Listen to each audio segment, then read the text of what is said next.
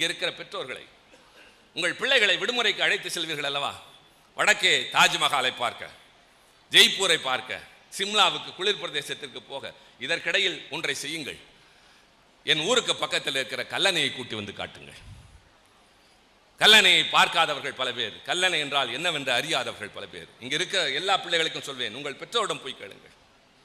உலகத்திலேயே முதலாக ஓடுகிற ஆற்றில் நீர் வற்றுகிற போது, வானம் பொய்த்து போகிற போது, வயல் வாடி போகிற போது, கால்நடைகளுக்கும் மனிதனுக்கும் தண்ணீர் இல்லாமல் போகிற போது, ஊற்றிலே தண்ணீர் வரவில்லை என்கிற போது மனிதன் துடித்து தவித்த காலத்தில் எல்லாவற்றிற்கும் ஒரு ஆரம்பம் உண்டு.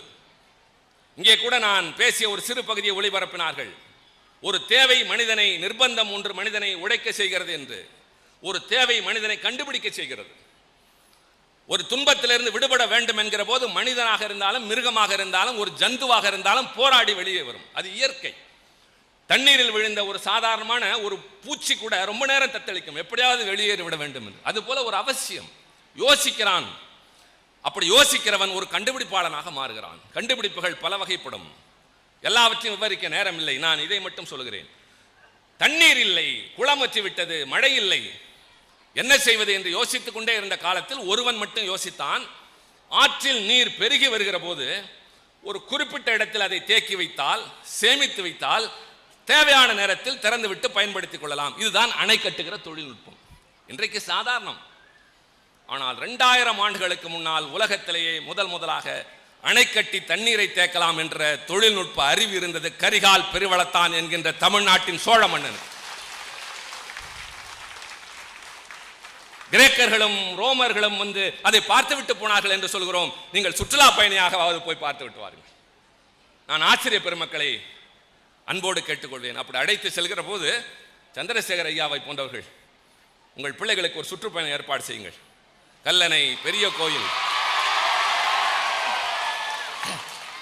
சித்தன்னவாசல், மற்றதுக்கு அனுப்புகிறார்களே இதற்கு நிச்சயமாக அனுப்புவார். உங்கள் சார்பாக என்னுடைய வேண்டுகோள். ஆசிரியர் பெருமக்கள் அழைத்து செல்கிற போது அங்கே யானையின் மீது ஒரு மன்னன் உட்கார்ந்திருப்பான், கரிகால் பெருவளத்தான். பிள்ளைகளிடம் காட்டி சொல்லுங்கள், இவன் தான் அடா நம் முன்னோர், நம் பெருமையை உலகத்திற்கு உணர்த்தியவன் என்று அடையாளம் காட்டி விட்டுவார்கள். எங்கோ வெளிநாட்டில் இருக்கிறவனுடைய படத்தை எல்லாம் பனியனிலே போட்டுக் கொண்டு திரிகிறோம். எங்கோ ஒரு நாட்டிலே பிறந்த ஒரு சீர்திருத்தவாதியை பாராட்டுகிறோம், குறைவில்லை. ஆனால் நம்மில் இருப்பவர்களை மறந்து போகிறோம். அதைத்தான் பேராசிரியர் சொன்னார். கவிஞர் முத்துலிங்கத்தை போன்றவர்களை ஊர் உணராமல் இருக்கிறது. அவர் எழுதிய பாடல்களை கேட்கிறோம், ஆனால் இவர் எழுதியது என்று தெரியாது, இவரே தெரியாது, அப்புறம் இவருடைய பாடல் என்று எப்படி தெரியும்? கவிஞர் வாலி சொல்வார், நான் எழுதிய பாடலை எல்லாம் கண்ணதாசன் எழுதியதாகவே சொல்கிறார்கள், எனக்கு என்ன அதை பற்றி என்றுதான் சொல்வார். அதுபோல தஞ்சை பெரிய கோவில், அது பிரகதீஸ்வரர் ஆலயம் என்பார்கள், அல்ல, அது ஒரு பக்கம். பெரிய நந்தி என்பார்கள், அது அல்ல. கோபுரத்தின் நிழல் கீழே விழாது என்பார்கள், அதுவல்ல. அதனுடைய அடித்தளம் வெறும் 4 அடி மட்டும்தான். இந்த தூணுக்கு கூட 4 அடியிலே நிறுத்த முடியாது. ஆனால் அவ்வளவு பெரிய கோயில், 12,000 டன் கற்களை சுமந்திருக்கிற கோயிலின் அடித்தளம் வெறும் 4 அடி மட்டும்தான். தஞ்சை மாவட்டத்தில் மலைகள் கிடையாது, பாறைகள் கிடையாது, எங்கிருந்து கொண்டு வந்தான் தெரியாது. 12,000 டன் கிரானைட் கற்களை கிரேன் வசதி இல்லாத காலத்தில், லாரிகள் இல்லாத காலத்தில் எப்படி இவ்வளவு பெரிய கல்லை கொண்டு போனான் ராஜராஜ சோழன் தெரியாது. ஆனால் பெரிய கோயில் என்கிற அற்புதமான கட்டிடக்கலையின் அற்புதம் தமிழன் கட்டியது 10வது நூற்றாண்டில். கங்கை கொண்ட சோழபுரத்தில் இருக்கிற ராஜேந்திர சோழன் அவன் மகன் கட்டிய கோவில், கோயிலாக மட்டுமே காட்டினார்கள். அது சிற்பக்கலையின் அடையாளம். சித்தன்னவாசல், அஜந்தா குகை ஓவியங்களை விட அருமையான அளவிற்கு அழியாத ஓவியங்களை கொண்டிருக்க சித்தன்னவாசல் புதுக்கோட்டைக்கு பக்கத்தில். இதெல்லாம் தமிழ்நாட்டில். இவைகள் விட்டு விட்டு போன அடையாளங்கள், இலக்கியங்கள் இருக்கின்றன. நிறைய எழுத வேண்டும் என்பதல்ல. ஒரு நூலகம் முழுவதும் ஒருவன் எழுதி வைத்தான், ஆனால் யாரென்றே அறிவதில்லை, யாரும் படித்ததில்லை என்பார்கள். திருவள்ளுவர் வாழ்ந்து 2000 ஆண்டுகளை கடந்து விட்டது. அவர் எழுதியது எத்தனை தெரியுமா? வெறும் 2660 வரிகள். 2 நூல் 3 நூல் அல்ல, ஒரே நூல் தான். வெறும் 2660 வரிகளை எழுதி 2000 ஆண்டுகளை கடந்து வாழ்கிற ஒரே அறிஞன் உலகத்திலேயே திருவள்ளுவர் மட்டும்தான். விக்டோரியா மகாராணி தன் படுக்கைக்கு பக்கத்தில் இரவு நேரத்தில் உறங்குவதற்கு முன்னால் படிப்பதற்காக வைத்திருக்கிற நூல்களில் ஒன்று திருக்குறள். நம்மில் பலருக்கு தெரியாது, நாமே அதை படிப்பதில்லை. படித்தால் மனப்பாடத்திற்காக மட்டுமே படிப்பது. திருக்குறளை போல ஒரு விழுமிய நூல் இல்லை. வழிகாட்டுகிற நூல் இல்லை. இதெல்லாம் பெருமைகள். தமிழன் வாழ்ந்தான் என்பதற்கான சிறப்பு, தமிழ் மொழியின் சிறப்பை முன்னாலே பேசிய வைகை செல்வன் பேசினார், நான் கேட்டுக்கொண்டிருந்தேன். ஆக உங்களிடம் வந்து நாங்கள் வெறும் வரலாறை மட்டும் சொல்லவிட்டு போகாமல் அந்த உணர்வு உங்களிடையே கிளர்ந்து எழ வேண்டும். அதற்கான காரணங்கள் இருக்கின்றன. இத்தனை நீண்ட நெடிய வரலாறு கொண்ட நம்முடைய மொழியை அழிப்பதற்கு ஒரு கூட்டம் அதிகாரத்தின் மூலமாக என்று சொன்னால், ஆசை வார்த்தைகளின் மூலமாக என்று சொன்னால், உங்களை காக்கிற கவசமாக இன்று நாங்கள் இருப்போம், நாளை எங்களிடத்திற்கு நீங்கள் வர வேண்டும் என்பதற்காகத்தான் இது போன்ற கூட்டங்கள். அவர் எல்லாவற்றையும் பேசினார், ஒன்றை சொல்லாமல் போனார். நேரம் குறைவாக இருக்கலாம், அவ்வளவுதான் நான் கருதுவேன். எல்லா மொழிகளுக்கும் தோற்றுவாய் உண்டு. உலகில் ஒரு மொழி இருந்தால் போதும், ஊரெல்லாம் சுற்றி வரலாம், அது ஆங்கில மொழி.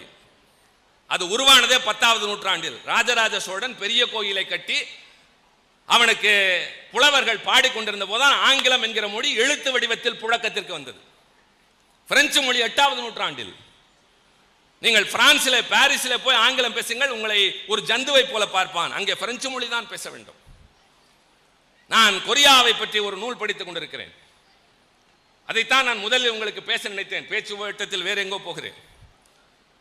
அங்கே இருக்கிற வாழ்கின்ற மனிதன், பெரிய பெரிய கட்டடங்கள், சாலைகள் எல்லாம் பார்த்தால் ஆசையாக இருக்கும். ஆனால் அந்த நாட்டில் வாழ்கிற எவனும் வெளிநாட்டுக்கே போகக்கூடாது. அவன் ஏதாவது புதிதாக ஒரு ரசாயன ஆயுதத்தை கண்டுபிடித்தால் அதை பரிசோதிப்பதற்காக கைதிகளை கொண்டு போய் ஒரு இடத்துல அடக்கி வைத்து நச்சு புகையை உள்ளே அனுப்பி அவர்கள் செத்து போகிறார்களா பிழைத்துக் கொள்கிறார்களா என்று பார்க்கிற ஒரு அரசாங்கம் நடைபெறுகிறது.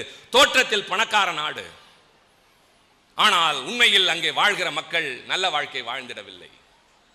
அது மாதிரி பல நிலைமைகள் இருக்கின்றன. நம்முடைய நாட்டில் நமக்கென்று இவ்வளவு கீர்த்தி இருக்கிறதே, அதற்காக சொல்கிறேன். பிரான்ஸ் நாட்டில் ஆங்கிலம் பேச முடியாது. எல்லா மொழிகளுக்கும் தோற்றுவாய் உண்டு. ஆனால் தமிழ் மொழியை எப்போது உருவாக்கினான் என்றே தெரியாது. திருவள்ளுவர் பிறந்தது இயேசு பிறப்பதற்கு 31 ஆண்டுகளுக்கு முன்னால். தொல்காப்பியன் வாழ்ந்தது 2500 ஆண்டுகளுக்கு முன்னால். அவன் வாழ்ந்த 2500 ஆண்டுகளுக்கு முன்னால் உலகில் எவனும் வாழ்ந்த அடையாளம் இல்லையா? இருக்கிறது. கிரேக்க நாட்டில் சாக்ரட்டிஸ் அதே காலத்தில் வாழ்ந்தான். சீன நாட்டில் கன்ஃபூசியஸ் அதே காலத்தில் தான் வாழ்ந்தான். வடக்கே முதலாக சாதி மத பேதம் பிறப்பிலே இல்லை என்று சொன்ன புத்தர் வாழ்ந்தார். புத்தர் சமுதாய அநீதிகளை அதட்டி கேட்டார், இல்லை மென்மையாக கண்டித்தார். கன்ஃபூசியஸ் தத்துவம் பேசினான், சாக்ரட்டிஸ் விழிப்புணர்ச்சி ஏற்படுத்தினான், தொல்காப்பியன் மொழிக்கு இலக்கணம் எழுதினான். என்றால் இலக்கணம் எழுதுகிற அளவிற்கு அப்பொழுதே வளமாக என் தாய்மொழி தமிழ் மொழி இருந்தது. பல பேர் முடித்துக் கொள்கிறார்கள் 3000 ஆண்டுக்கு முன்னால் தமிழ் மொழி என்று. நான் ஏற்றுக்கொள்வதில்லை. 2500 ஆண்டுகளுக்கு முன்னால் மொழிக்கு இலக்கணம் எழுதியிருக்கிறான், நடனக்கலைக்கு இலக்கணம் எழுதியிருக்கிறான் என்றால் செம்மையான வாழ்ந்திருக்கிறோம். கீழடி அகழ்வாராய்ச்சியிலே கிடைத்திருக்கிற பொருட்கள் 2500 ஆண்டுகளுக்கு முந்தையது. மனிதன் குகையில் வாழ்ந்தானா குடிசையில் வாழ்ந்தானா தெரியாது. ஆனால் தமிழன் மட்டும் வீடு கட்டி வாழ்ந்தான் என்பதற்கு அடையாளம் கீழடியிலே கிடைத்திருக்கிறது. எங்கள் தமிழ் பெண்கள் அணிகலன்கள் அணிந்திருக்கிறார்கள், ஆயுதம் ஏந்தி போரிட்டு இருக்கிறார்கள். எல்லா அடையாளங்களும் கீழடியில். என்றால் என் மொழி 3000 ஆண்டுகளுக்கு முன்னால் தோன்றியதாக நான் ஏற்றுக்கொள்ள முடியாது.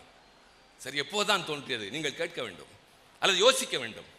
யோசிக்கிற போதுதான் கேள்விகள் பிறக்கும். கேள்வி கிளம்பினால் தான் விடை கிடைக்கும்.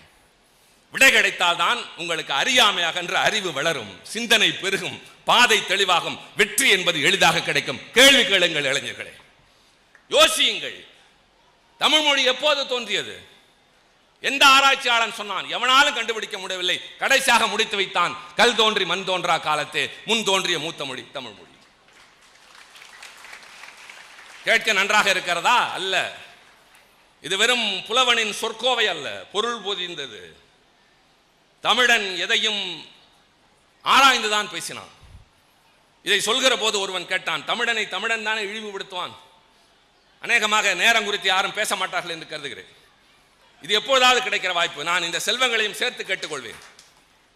ஒரு அரை மணி நேரம் சாப்பாடு தள்ளி போகலாம், ஆனால் அரை மணி நேரம் கழித்து கிடைத்துதான் போகிறது. எதுவும் நமக்கு தாமதமாகலாம், ஆனால் கிடைக்காமலே இருக்காது. இதுதான் வாழ்க்கையின் நம்பிக்கையின் அடிப்படை.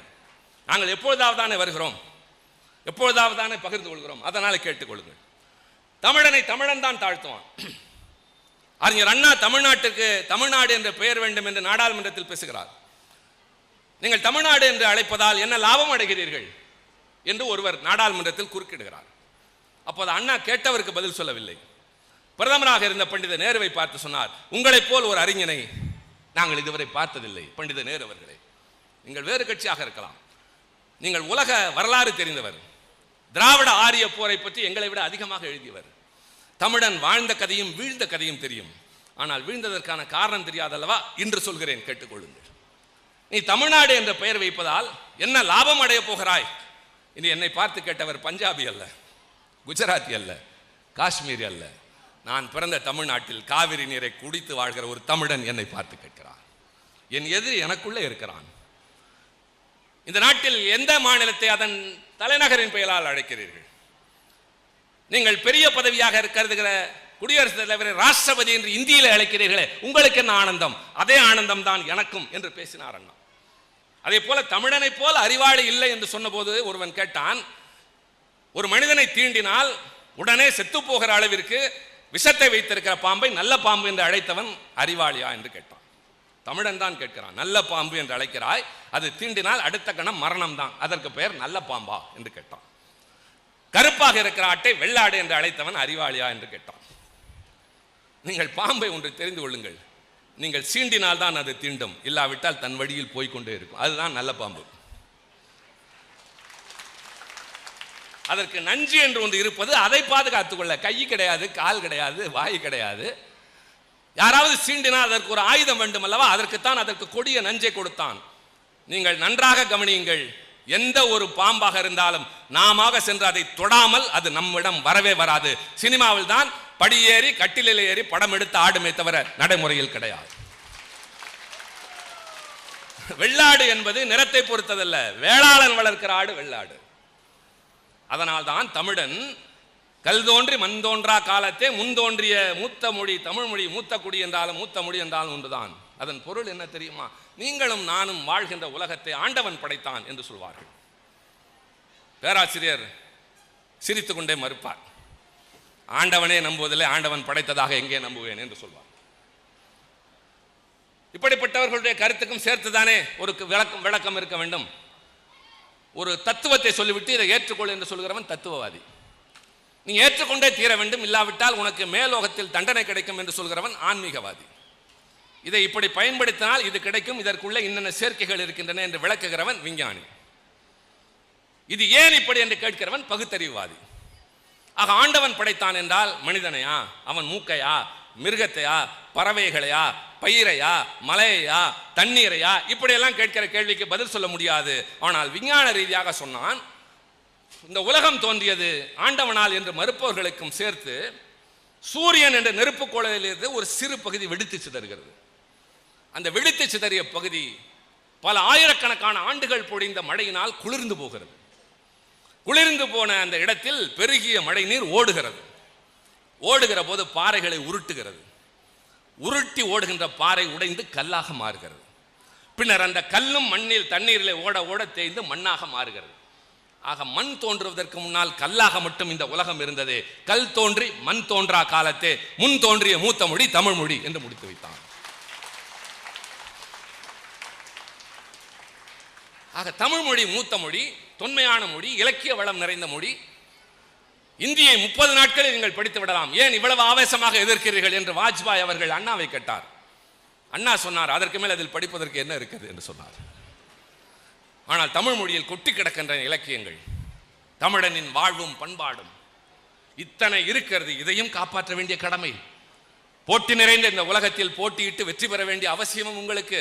பிள்ளைகளே, நாங்களை ஒரு மோசமான உலகத்தில் நாங்கள் வளர்த்து கொண்டிருக்கிறோம் என்ற அச்சத்தோடு தான் இருக்கிறோம். நாங்கள் அரசியல் துறையில் இருக்கிறோம். அதிகாரத்தின் மூலம் இந்த சீர்கேடுகளையும் சிதைவுகளையும் சரி செய்ய முடியாதா என்ற கவலையோடு. வெறும் பதவியும் பணமும் தேடுகிறவர்கள் மட்டும் அரசியல் பாதையில் இல்லை.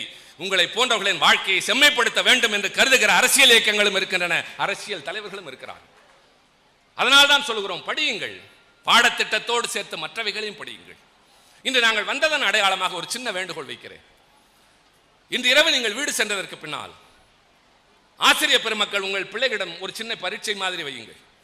நடந்த இந்த ஒரு நாள் நிகழ்ச்சியிலே உங்கள் மனதும் கவர்ந்தது என்ன, என்ன நடந்தது என்பதை உங்களுக்கு தோன்றிய முறையில் ஒரு கட்டுரையாகவோ கவிதையாகவோ எழுதுங்கள் என்று சொல்லி வாங்கி படியுங்கள். இதிலே கவிஞர்கள் இருப்பார்கள், எழுத்தாளர்கள் இருப்பார்கள், படைப்பாளிகள் இருப்பார்கள். எழுதுவதற்கு பேனா எடுப்பார்கள்.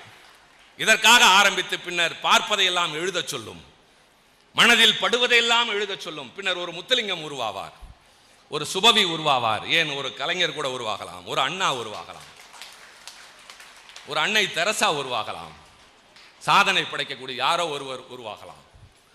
அந்த அடிப்படையில் கேட்கிறேன், ஒவ்வொரு நாள் இரவும் நீங்கள் உறங்கச் செல்வதற்கு முன் பல பேர் வந்தார்கள். திருச்சி சிவா என்கிறவனும் வந்தான், ஒன்றை சொல்லிவிட்டு சென்றான் என்ற உணர்வோடு ஒவ்வொரு நாள் இரவும் படுப்பதற்கு முன் உங்கள் வீட்டில் இருக்க ஏதாவது ஒன்று. நான் தினத்தந்தியில் வருகிற சிந்து பாத்தை படித்து தான் படிக்க ஆரம்பித்தேன். அம்புலி மாமா தான் அடுத்த கட்டம். இப்போது பெட்ரான் ரசலை படிக்கிறோம், ஷேக்ஸ்பியரை படிக்கிறோம், காண்டேகரை படிக்கிறோம், பெரியாரை படிக்கிறோம், எத்தனையோ புரியாததையும் புரிந்ததையும் சேர்த்து படிக்கிறோம். இதற்கு ஆரம்பம் சிந்து பாத். அதே போல வீட்டில் இருக்கிற எதையாவது ஒன்றை, ஏதோ ஒரு புத்தகம், உங்கள் வீட்டில் இருக்க செய்தித்தாள் அல்லது உங்கள் பாடத்திட்டத்திற்கு அப்பாற்பட்ட ஏதோ ஒரு கதை புத்தகம் எடுத்து தினந்தோறும் ஒரு 4 பக்கமாவது படித்துவிட்டு நீங்கள் உறங்கச் செல்லுங்கள். நீங்கள் வாழ்க்கையில் மிகப்பெரிய மாற்றத்தை உணர்வீர்கள். அதை படிக்கிற போது எங்களுக்கு நினைவு வர வேண்டும், இது வெறும் வெற்று கூட்டம் அல்ல. பொருள் கிடைக்கும் என்பதற்காக ஒரு காரியம் என்றால் நம்முடைய பெரியவர் சந்திரசேகர் அவர்கள் வேறு வேலையில் ஈடுபட்டிருக்கலாம். இது எங்கள் பிள்ளைகளுக்கு தமிழ் உணர்வு வர வேண்டும் என்பதற்காக, எங்கள் பிள்ளைகள் எதிர்காலத்தை தாங்களே செப்பனிட்டுக் கொள்ள வேண்டும் என்பதற்காக. நான் காலையில் ஒரு செய்தி படித்தேன், பகிர்ந்து கொள்ளலாமா கூடாதா எனக்கு தெரியாது, ஆனால் பத்திரிகையில் வந்தது, அதனால் சொல்கிறேன். இன்று காலை பேராசிரியர் அருள் வீட்டில் தங்கியிருந்தேன். அவர் செல்வங்கள் இருவரையும் அழைத்து கேட்டேன், என்ன ஆகப் போகிறீர்கள் என்று. உங்களையும் அதைத்தான் கேட்கிறேன், என்ன ஆகப் போகிறீர்கள்? படித்துவிட்டு ஏதோ ஒரு வேலை என்பதல்ல, அந்த வேலையில் குறிப்பிடத்தக்கவளாக மாறுங்கள். எத்தனையோ பேர் பிறக்கிறான், வாழ்கிறான், மறைகிறான், பொருள் ஈட்டுகிறான். ஆனால் சில பேரை உலகம் எத்தனை ஆண்டுகள் உருண்டாலும் மறப்பதில்லை அல்லவா? அப்படி ஒரு குறிப்பிடத்தக்கவராக மாறுகிற வாழ்க்கை நீங்கள் வாழ்ந்திட வேண்டும். நான் படித்த செய்தியை பகிர்ந்து கொள்கிறேன், மனம் பதைத்து தான் சொல்கிறேன். ஒரு ஆசிரியர் எழுதியிருக்கிறார், தமிழ் பத்திரிகையில வந்த செய்திதான். வகுப்பறையிலே பார்க்கிறார், ஒரு மாணவன் தலைகுனிந்து உட்கார்ந்திருக்கிறான், தன்னை மறைத்துக் கொண்டு கிட்ட பக்கத்தில் சென்று பார்க்கிறார். செல்லிட பேசியில் பார்க்கக்கூடாத ஒன்றை வகுப்பறையில் பார்த்து கொண்டிருக்கிறான். எடுத்துக்கொண்டு போய் அறையில் உட்கார்ந்து வர சொல்லி உன் தந்தையை மறுநாள் வர சொல் என்கிறார். அதற்கு அந்த மாணவன் கொஞ்சமும் கவலைப்படாமல் சொல்கிறான், வேண்டுமானால் செல்லிட பேசியை நீங்களே வைத்துக் கொள்ளுங்கள், மெமரி கார்டை மட்டும் கொடுங்கள். நான் இனிமேல் பள்ளிக்கெல்லாம் வரமாட்டேன், எனக்கு படிக்க விருப்பமில்லை.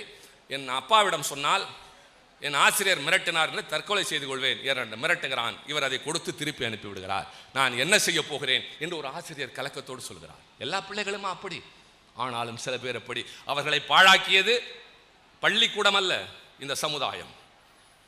நாங்கள் வாழ்ந்த படித்த காலத்திலே வந்த பத்திரிகைகள் வேறு, இப்போது வருகிற பத்திரிகைகள் வேறு. நாங்கள் கேட்ட திரைப்பட பாடல்கள் வேறு, இப்போது கேட்கிற திரைப்பட பாடல்கள் வேறு. மழை கூட ஒரு நாளில் தேனாகலாம், மலை கூட ஒரு நாளில் தேனாகலாம் என்று பழைய பாட்டு இருக்கிறதே, அதையெல்லாம் கேட்டு வளர்ந்தவர்கள் நாங்கள்.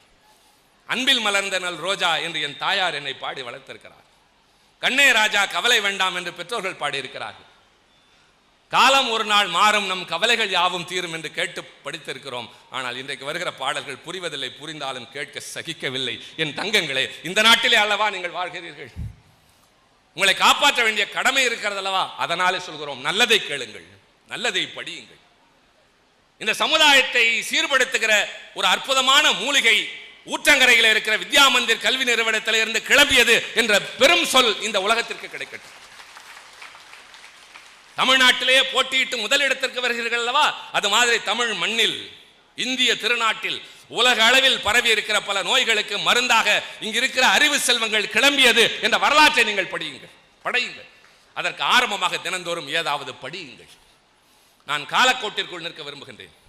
ஒரே நாளில் எல்லாவற்றையும் பேசிவிட்டு போக முடியாது. என் உணர்வுகளை நீங்கள் புரிந்து கொண்டிருப்பீர்கள், என் கவலைகளை நீங்கள் தெரிந்து கொண்டிருப்பீர்கள். என் கவலை என்னை பற்றியதல்ல. நாங்கள் இந்த இடத்திற்கு வர வேண்டும் என்பதற்கான முயற்சியின் புலம்பல் அல்ல, அது பொது இடத்தில் இருக்கக்கூடாது. நாங்கள் பேசுவது உங்களை பற்றி, நாம் வாழ்கிற நாட்டை பற்றி, நம் மொழியை பற்றி, நம் எதிர்காலத்தை பற்றி. நீங்கள் வாழப்போகிற நாட்கள் நிம்மதியாக இருக்க வேண்டும், நீங்கள் பெருமையோடு வலம் வர வேண்டும் என்று பேசுகிறோமே, அதற்குத்தான் சொன்னேன், யோசியுங்கள். நேரம் இடம் தரவில்லை இல்லாவிட்டால் பேராசிரியர் நானும் இங்கே உட்கார்ந்து உங்களை கேள்வி கேட்க சொல்லி உங்கள் மனதில் எழுகின்ற சந்தேகங்களுக்கு கூட நாங்கள் விடையளித்து விட்டு போவோம். நாங்கள் தயார். ஆனால் அதற்கான நேரம் இருக்கிறதா தெரியாது. ஆனாலும் யோசியுங்கள், வகுப்பறையிலே கேள்வி கேளுங்கள். ஆசிரியர் பெருமக்களை கேள்வி கேட்கிற பிள்ளையை அதிக பிரசங்கி என்று சொல்லாதீர்கள், நீதான் வளரக்கூடிய வாய்ப்பு பெற்றவன் என்று அவர்களை ஊக்கப்படுத்துங்கள். அதன் மூலமாக அவர்களுடைய அறிவு வளரும். ஒரு இடத்தில் எழுந்து ஒருவன் நின்றாலே அவன் துணிச்சல் பெற்றவனாக மாறுகிறான். ஒரு அவையில் பல பேருக்கு முன்னால் குரல் ஒலிக்கிறது என்றாலே அவனிடம் ஏதோ தனித்தன்மை இருக்கிறது என்ற அர்த்தம். அது ஒரு பெண்ணாக இருக்கலாம், ஆணாக இருக்கலாம். அப்படி ஒரு அவையில் கூச்சத்தை தவிர்த்து, சுற்றுச்சூழலை தவிர்த்து எழுந்து நிற்கிற அந்த ஆணோ பெண்ணோ தான் இது போன்ற மன்றத்தில் ஒலிபெருக்கிக்கு முன்னால் வந்து நிற்கக்கூடிய காலமாக மாறும். அது நீங்களாக வேண்டும். நான் இப்போது சொல்கிறேன், பேராசிரியர் அவர், நான் வெறும் மாணவன் தான். அவர் வெறும் 2 பேர் என்றார். வெறும் 2 பேர் அங்கே இருக்கிறீர்கள்? இல்லை, ஏராளமான பேர் இருப்பதாகத்தான் நான் நம்புகிறேன்.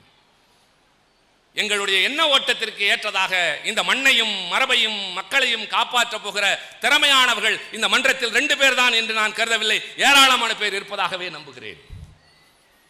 இந்த இரவு படிக்க ஆரம்பியுங்கள், ஒவ்வொரு நாளும் படியுங்கள், எங்களை நினைத்துக் கொள்ளுங்கள். இப்போது ஒன்று சொல்கிறேன், உங்களில் யாரையும் எனக்கு தெரியாது, உங்கள் பெயர் தெரியாது, முகம் கூட பதியாது. மேடையிலிருந்து பேசுகிற போது இத்தனை பேரை பார்க்கிற போது எவர் முகமும் பதியாது. ஆனால் எங்களை உங்களுக்கு தெரியும்.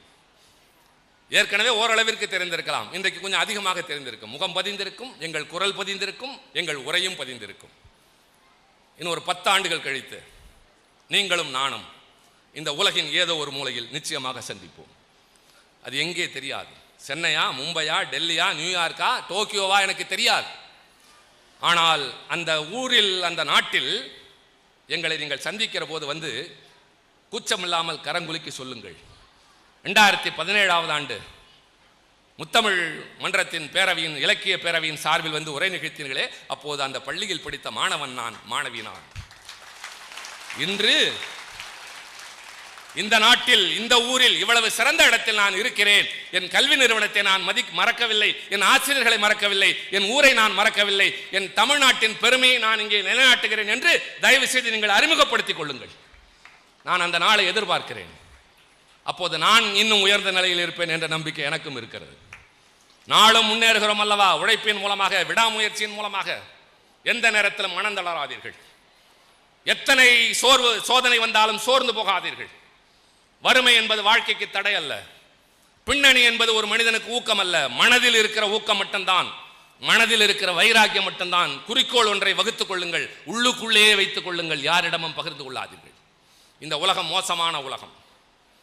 கருவாக இருக்கிற போது தெரிந்தால் கலைத்து விடுவார்கள், உருவானதற்கு பின்னால் வியந்து பாராட்டுவார்கள். மனதிற்குள்ளேயே வைத்துக் கொள்ளுங்கள்.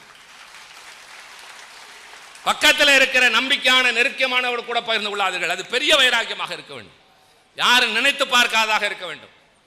அப்படி ஒன்றை வளர்த்து கொண்டு அதை நீங்கள் அடைகிற போது உலகம் உங்களை நிமிர்ந்து பார்க்கும். கூட்டத்தில் ஒருவராக அல்ல, இந்த கூட்டத்தில் இவர்தான் என்று அடையாளம் காட்டுகிறவராக நீங்கள் மாறுங்கள். 10 ஆண்டுகள் கழித்து இந்த உலகின் ஏதோ ஒரு மூலையில் சந்திப்போம். அந்த நாளை எதிர்நோக்கி இன்று விடைபெறுகிறேன். நன்றி, வணக்கம்.